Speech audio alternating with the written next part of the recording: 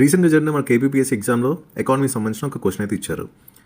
అదేంటంటే అభివృద్ధి ఆర్థిక శాస్త్ర దృక్పథం నుండి చూచినప్పుడు సమ్మిళిత వృద్ధి యొక్క భారతీయ నమూనా 3 స్తంభాలను కలిగి ఉంది. అవి ఏంటని అడుగుతున్నారు.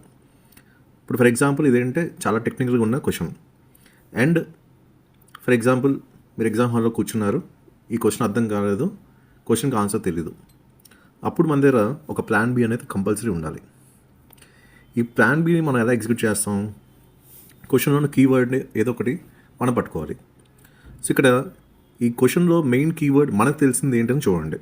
ఇప్పుడు ఫర్ ఎగ్జాంపుల్ ఆర్థిక శాస్త్ర దృక్పథం, ఇక్కడ చూడండి, ఆర్థిక శాస్త్ర దృక్పథం, ఈ పర్స్పెక్టివ్ని తీసుకోండి. అంటే ఏంటి? ఆర్థికవేత్తలు లేకపోతే ఆర్థిక శాస్త్రం ఆ పర్స్పెక్టివ్లో, ఆ యాంగిల్లో మీరు క్వశ్చన్ని మీరు గమనించాలి. ఇప్పుడు కింద ఆప్షన్స్ చూడండి. ఇప్పుడు కింద ఆప్షన్స్ చూసుకుంటే మార్కెట్ ఆర్థిక శాస్త్రం ఉంది. ఇక్కడ చూసారా, క్వశ్చన్లో మనకి ఆర్థిక శాస్త్రం దృక్పథం ఉంది. అలాగే ఇక్కడ ఫస్ట్ ఆప్షన్లో కూడా మనకి మార్కెట్ ఆర్థిక శాస్త్రం ఉంది. ఓకే, అంటే ఈ రెండు లింక్ అవుతున్నాయి. ఇప్పుడు సేమ్ ఇదే ఆప్షన్ మనకి ఈ మార్కెట్ ఆర్థిక శాస్త్రం అనేది ఫస్ట్ ఆప్షన్ ఉంది, ఫోర్త్ ఆప్షన్లో ఉంది. అంటే దీన్ని బట్టి మనం అర్థం చేసుకోవాల్సింది ఏంటి?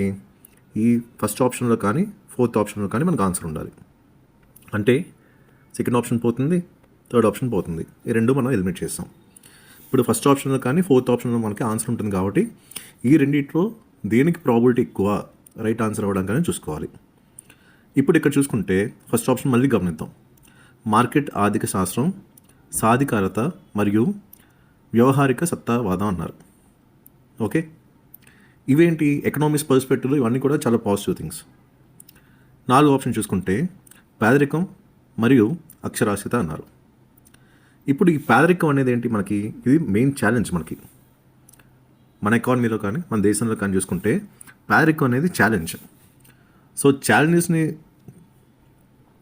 మనం అభివృద్ధితో లింక్ చేస్తే అది నెగిటివ్ థింగ్ అవుతుంది. సో ఇక్కడ అభివృద్ధి ఆర్థిక శాస్త్ర దృక్పథం పరంగా చూడమంటున్నారు మన ఇండియన్ ఎకానమీ. సో మన ఏంటి పాజిటివ్ థింగ్స్ని మనం పట్టుకోవాలి. ఇక్కడ మనకి పేదరికం అనేది మనకి ఛాలెంజ్ కాబట్టి దీన్ని మనం పక్కన పెడితే మళ్ళీ ఒకసారి ఫస్ట్ ఆప్షన్ చూద్దాం.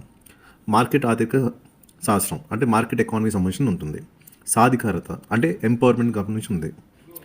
అంటే ఇక్కడ ఏంటి? మనకి అన్నీ కూడా మనకి పాజిటివ్ థింగ్స్ అయితే కనిపిస్తున్నాయి ఈ ఫస్ట్ ఆప్షన్లో. అంటే ఫోర్త్ ఆప్షన్తో కంపేర్ చేసుకుంటే ఫస్ట్ ఆప్షన్ కరెక్ట్ అవ్వడానికి ఛాన్స్ అయితే చాలా ఎక్కువ ఉన్నాయి. ఇలాగా ఎకానమీని మనం భయపడకుండా కొంచెం లాజికల్ అప్రోచ్లో మనం థింక్ చేస్తే ఆన్సర్కి ఎరగడానికి చాలా ఈజీ అవుతుంది మీకు.